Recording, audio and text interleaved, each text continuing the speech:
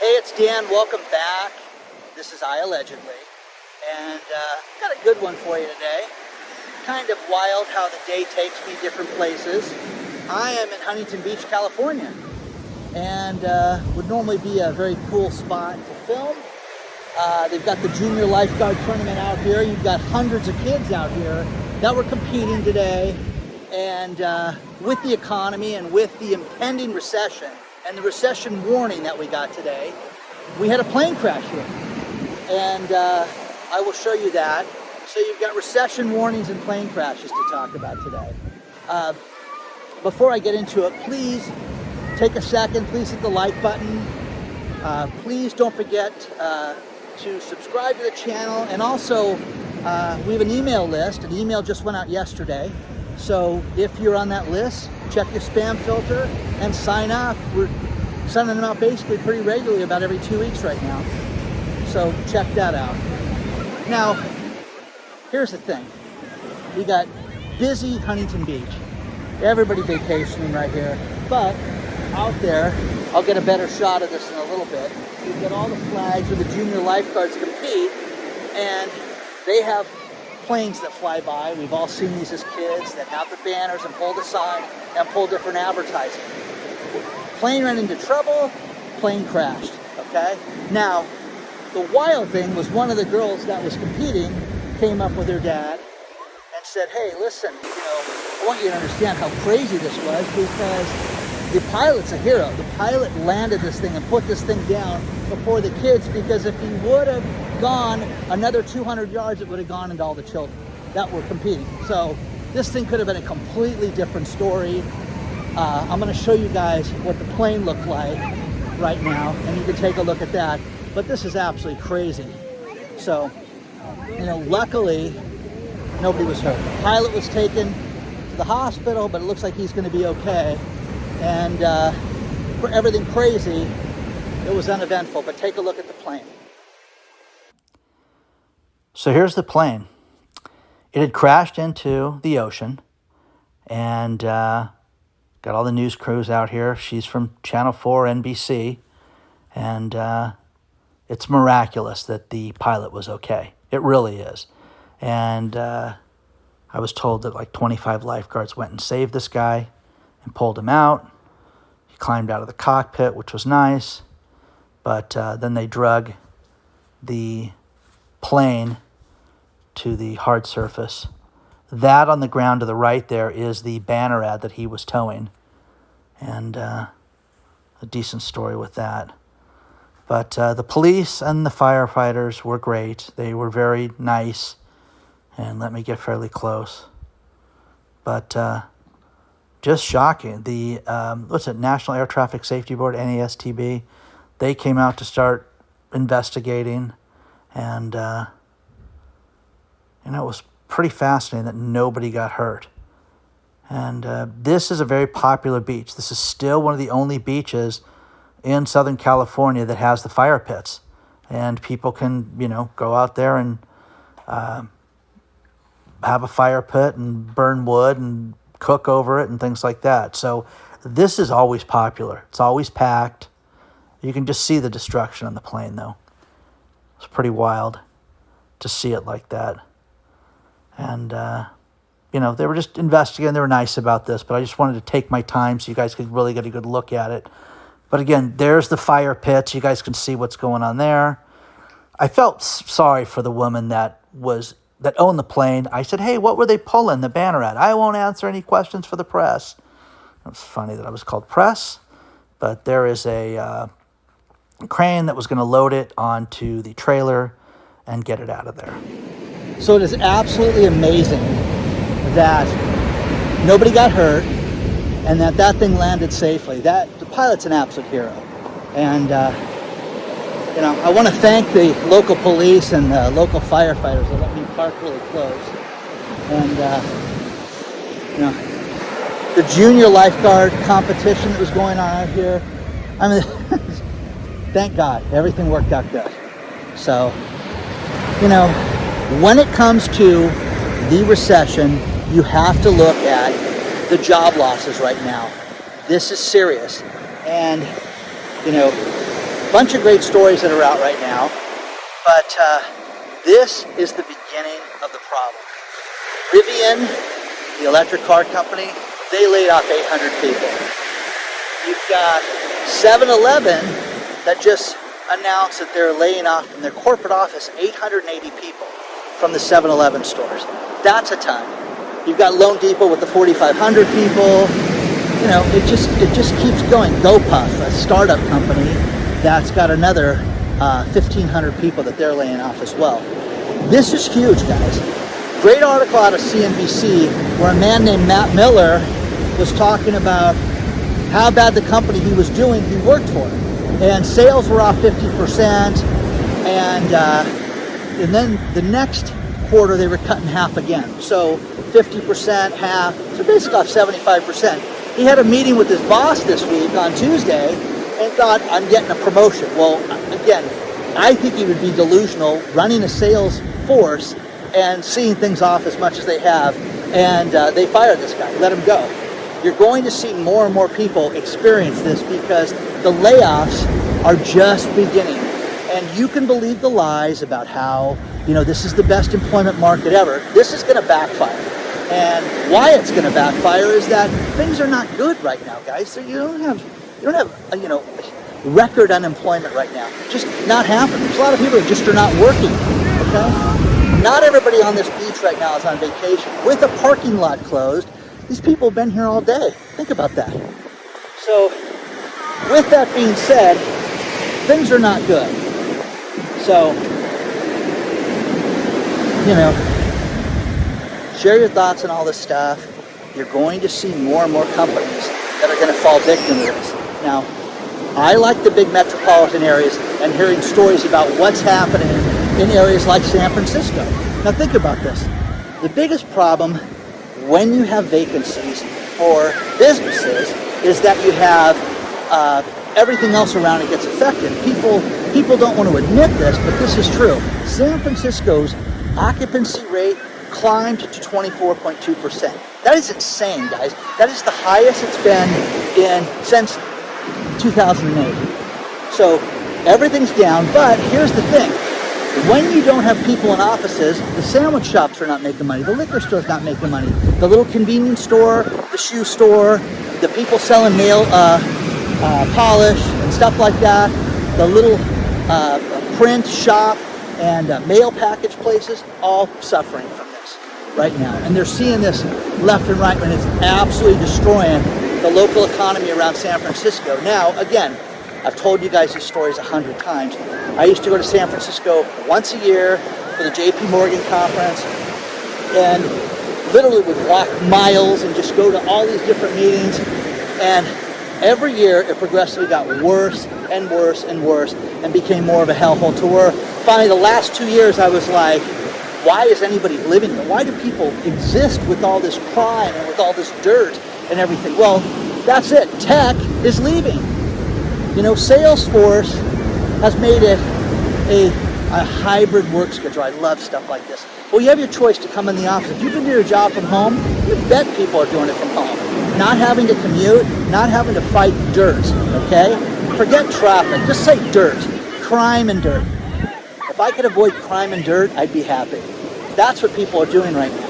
So, you know, Google put a hiring freeze out. So Google's not hiring right now, and that should be a sign of the times for everybody right now, because the one thing that I get a kick out of is the economists are talking about how, as you can see, the tide's starting to come in here, and it's beautiful. It's really nice, peaceful, but here's the thing. People are getting ready for what's happening. The wealthy are unloading their toys right now. And again, watch what rich people do. Watch what rich people's investments are. Watch where they're hiding their money. For somebody to put $1 billion into silver today, that is insane, guys, that someone did that. Now, people are still investing in fine art and certain real estate REITs, certain ETFs, you know, great, okay, but that's not for everybody. So what people are doing right now is they're unloading what they don't need right now. They're unloading the toys, the extra watches, the little mini go-karts. And around here, people drive the golf carts at a beach community like this. Don't get in the car. We'll take the golf cart down to the restaurant. I'm starting to see those for sale now, guys. The best part is that they will fire sale this merchandise. You will see these golf carts for sale that if you have cash, you're going to be able to get these things for absolutely insane prices in the next year. It's definitely going to happen. But again, there's no recession, guys. What are you complaining about? What are you worried about? Why are you talking about this? Because we don't have a care in the world. You're kidding yourself, guys. The administration is trying to get economists out there to say, listen, the data that you're getting about the pending recession is old news. And I lost it when I heard this because, wait a second, either it's good or it's bad, guys. So you can't have bad news sometimes. We don't really want to look at those metrics right now. You have to look at those metrics.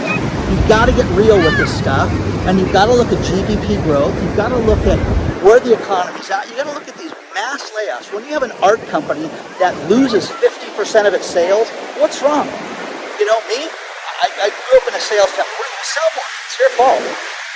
Okay? Well, Matt Miller, he's looking for a job now because the sales were off 50% one quarter, the next quarter off another 25%.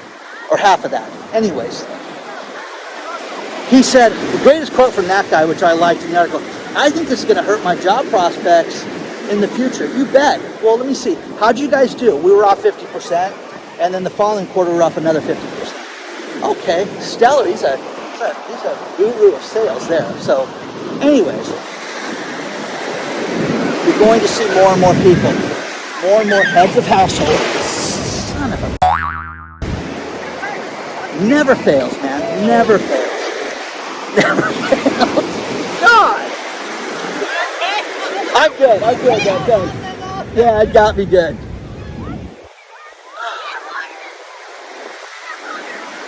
So, anyways, Danny got hit again.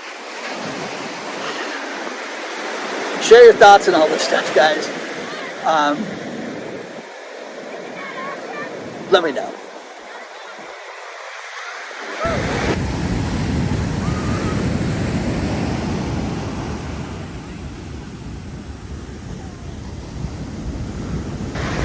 It never fails that I get hit by these waves, and I got nailed today. Good. We have to look at the infrastructure of our cities, and we have to look at what's happening around the world where cities are having problems. Let's start with Monterrey, Mexico. You can say, I've never been there, I don't care about it. Well, here's the thing, guys. They're having such a water shortage in Monterrey, Mexico, that the citizenry, no water for you guys, none. If you own a business or a factory, you get water, nobody else gets it. That is horrific, guys. That is the shape of things to come because of the drought that's happening on the western part of the United States, south of New Mexico. Now, NASA has got photos, and the stories below, about Lake Mead and how bad it is. And when you see how empty Lake Mead is, it's horrific, guys. You know, so many people, millions of people get water from Lake Mead, but Lake Mead also is responsible for the power for places like Las Vegas. So this is catastrophic, guys. And it's the middle of summer. It is not raining anytime soon. And if it rains, we're looking at probably, you know, October, November before we get, you know, a drop of rain right now. So there's that. So water's going to be a huge problem in the next 6 months. They're putting water restrictions on communities, limiting the number of water you can use in a day, you know, when you can water your lawn, everything like that. And like my brother calls it, the foreclosure look. More and more people are going to deal with the foreclosure look because the front of their house is going to be just brown inside of 60 days. That's what I'm anticipating. Now, Target, large stores.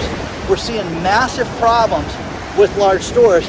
And Target, Brian Cornell, the CEO, he steps forward, and I got to give him credit, but man, if you see the story out of Reuters of what this guy is demanding from the suppliers, it is unbelievable.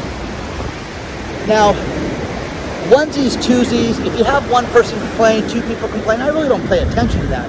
They had 11 people that contributed to this article, and the 11 people that contributed said that Target is having massive changes as far as their inventory. They have, almost $40 billion in inventory right now, and they thought they would just unload it because we would all go spending like freaks this summer, and it didn't happen that way. So think about this. Target is going to suppliers right now and saying, you have to get the merchandise here. You have to ship it from China to our distribution center. Now, for those of us that are not in that business, think about what a big deal this is. They're responsible to ship it, get it here to the distribution center, and then we'll take care of selling it and shipping it from there. That is crazy, guys. So that's happening right now, but it's happening all over the place. And it's happening with large merchandise, small merchandise, clothes, food items, everything. One woman that has a board game called Exploding Kittens, which sounds like a lot of fun. She was told the same thing. Listen, you want to sell it, you got to get it to the distribution center in the southern part of the United States. We're not paying for shipping anymore. Now here's the other thing. They're not paying for product to be returned. Target isn't. Target's also saying, you guys are now responsible to hold merchandise longer. And listen, let's say that they order X amount of merchandise and you ship it and you create the product. Well, you need to hold half of that in your warehouse. We're not just going to take it. So that's what Target's doing, and it's happening all over. But this is the shape of retail, and this is what's happening. But again, guys, there's no recession. Everything's great. Don't worry about the economy. You'd have to be kidding yourself now. But again, Target is getting itself in front of all this. That's what they're doing so that there is no problem with this. So share your thoughts on all this stuff, guys. Are you seeing this? Do you work for any of these places that are having these issues? Because it's happening, and it's happening around the world. But the water situation, that's going to be catastrophic, guys, because mark my words, you're going to see housing tracts get built that will not be given water rights. They will not be able to let people move in because they will have no access to water for the community. So I don't care if you have a buyer for the house.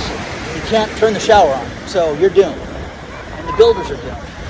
And we're seeing more and more problems with these builders right now, just like you're seeing in Australia. When I spoke with my friend that lives in Australia, the problem with the builders is the supply chain issue. The supply chain issue, hey, don't worry, it's all solved. No, it's not. It's not. People cannot get garage doors still. They cannot get doorknobs. Things that make a house, things you don't think about, they cannot get right now. That being said, it's going to create nothing but issues for these people right now. So share your thoughts on all this stuff, guys, but this is an escalating problem. But the crazy thing is to sit there and act like, don't worry about it. Because for those of us that are old enough to remember, Solomon Brothers and Lehman Brothers and Shearson and everything that happened during this time, it was crazy how we were told not to worry, everything's going to be great, and then it collapsed. And that's what's going to happen, guys. So the musical chairs that you're playing with your business and with everything, with your finances right now, get rid of the bills right now. People keep asking about the safety of banks. I'm concerned about it, okay? Look at the smaller institutions. Look at having your money at different institutions, multiple institutions. I don't care if you're not rich or not, but look at protecting your family and making sure that you got a few bucks. Everybody that thanked me, and now it's over 24 people that wrote me and said, wow, you really saved us, because it always happens on a Thursday or a Friday, people going out of town, and this guy's kind of nuts in California. Why don't we just put, $1,000 in the drawer and not have to worry about it, okay? And again, it was a sacrifice. Not everybody just has money, laying around, okay? But they put it aside, and they all were protected. Get your medications early, guys. Protect yourself, guys. That's all you can do, okay? Okay, or you'll be crying like that. It's going to be bad, okay? Share your thoughts, guys.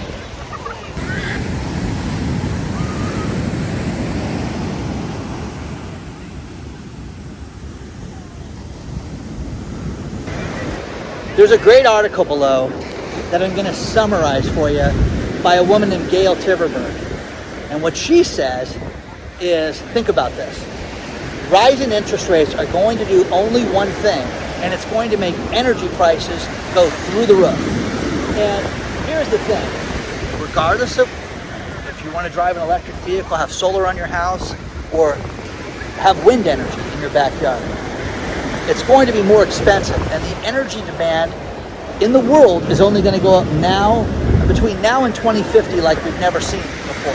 So it's going to explode, and you're going to see gas prices, oil prices go up, and you're going to see people look at alternatives like uranium and things like that, which again will go through the roof in the coming years. We have seen an escalation of crime like we've never seen in our lifetime. I'm going to end this video with these last few stories, but there is a local amusement park here, Knott's Berry Farm. It's kind of a big park. They got roller coasters and stuff like that. But they started by the Knott's family, and they were known for two things. The grandma that owned the place, her fried chicken, and boysenberry pie. Unbelievable, just delicious. But when I was a kid, in the 5th and 6th grade, I convinced my mom and one of my friend's parents, we're going to save money, and the day after school lets out, the school got out on a Thursday, on that Friday, we're going to be there opening day at Knott's Berry Farm because it had the better rides in Disneyland. Saved our money, calced it out, showed the mom how much it was going to cost her son. We did it for 2 years in a row, 5th and 6th grade. I became too cool in junior high to do that after that. So anyways, Knott's Berry Farm this week had a fight that was so bad that they banned children under 18 without an adult. So my experience that I had, which again was something that was absolutely amazing, it's been destroyed. It's done. Okay? So you won't be able to have stuff like that. You can't drop a kid off an amusement park right now because of the risk of crime that could happen, like at Knott's Berry Farm. That is catastrophic, guys. That is so sad. It's such an indictment on our society right now as a whole. Now, flash forward to Disney World. There is a video that's circulating about how people got into a fight. Two families, groups of people got into a huge altercation that got on video because somebody cut in front of somebody in line. And it just escalated into utter chaos and insanity and fisticuffs and people throwing punches. Now, here's the thing about Disneyland. Disneyland, when I was a kid, you couldn't show a tattoo. You couldn't have facial hair. This was like the cleanest place on earth, and it's lost its luster, to say the least.